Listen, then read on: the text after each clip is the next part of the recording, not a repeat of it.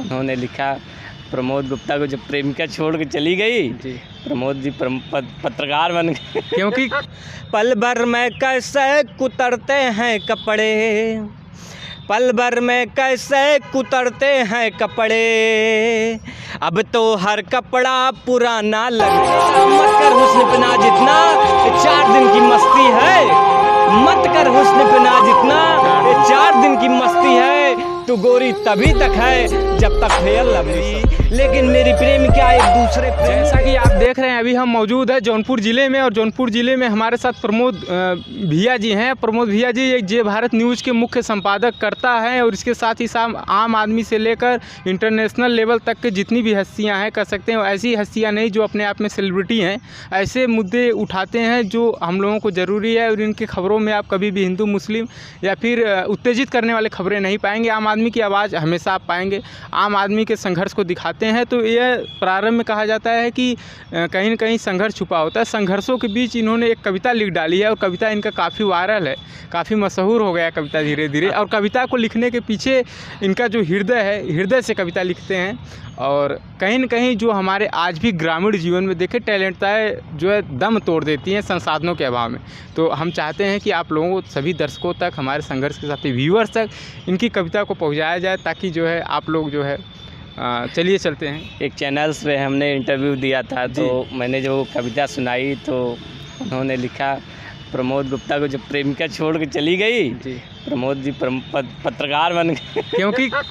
क्योंकि कहा जाता है कहीं न कहीं जो है किसी व्यक्ति के शिखर पर या सफलता पहुँचने एक किसी न किसी महिला का हाथ जरूर होता है। तो आपके हाथ किसका, ये तो प्राइवेसी है, प्राइवेसी को अगर आप चाहें तो महिला का हाथ है, प्राइवेसी मेरी माँ है जी। मेरी माँ क्या बात है, सबसे बड़ी चीज़ मेरे पिता का हाथ है जी, मेरे हर उस बंधु का हाथ है जो मेरे भाई हैं, बहन है, जो हमेशा मेरे साथ खड़े रहते हैं, कंधे से कंधे, कंधा से कंधा मिलाकर हमेशा मेरा साथ देते हैं। क्योंकि हम अकेले कुछ नहीं कर सकते बिना किसी के साथ के, तो लोग हमेशा मेरा साथ देते हैं और हम आगे बढ़ते रहते हैं। कोशिश रहती है कि कुछ अच्छा करें, कुछ बड़ा करें। संघर्षों के तौर पे आप देख लीजिए, कहा जाता है कि APJ अब्दुल कलाम जी गरीब घर से पैदा हुए हैं, राष्ट्रपति तक का उन्होंने सफ़र तय कर दिया।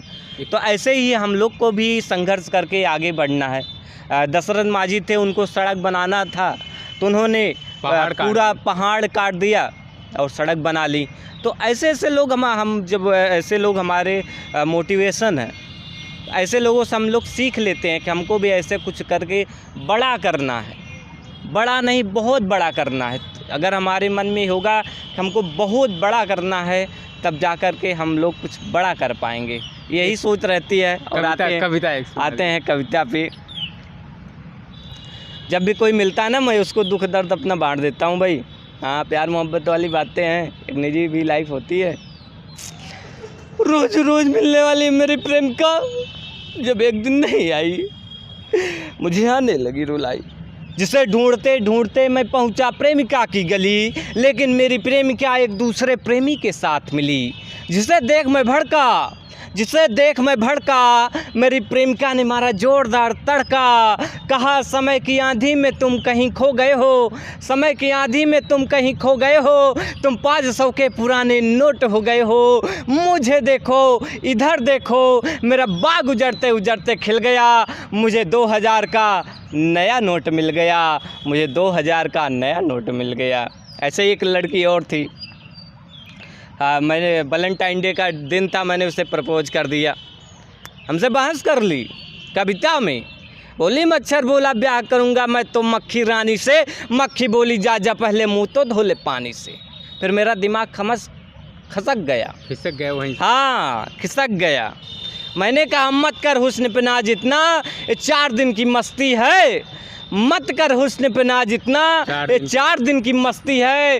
तू गोरी तभी तक है जब तक फेयर लवली सस्ती है। क्या बात है, लवली सस्ती। हमें तो यह कविता नहीं लगता, आपके कविता में जो है बहुत कुछ छिपा है।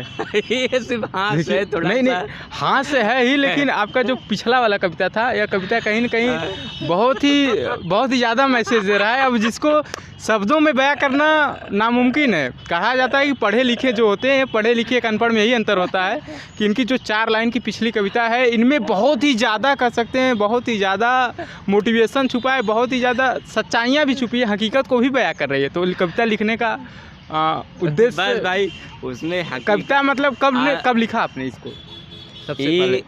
ये वही नोटबंदी हुआ था तभी की एक कविता थी। मैं इसे हर प्लेटफॉर्म पे सुनाता हूँ, लोग को एंजॉय करते हैं, उनको मज़ा आता है सुनाने में। देखिए यह कविता तो कविता है ही, कविता में कहीं न कहीं ऐसे तमाम चीज़ें छुपी हैं जिनको आपको मनन और अध्ययन करना चाहिए। अगर मनन और अध्ययन कर लेंगे आप तो सफल हो जाएंगे, क्योंकि यहाँ पर सबको 2000 के गुलाबी नोट पसंद है, न कि 500 के पुराने वाले नोट।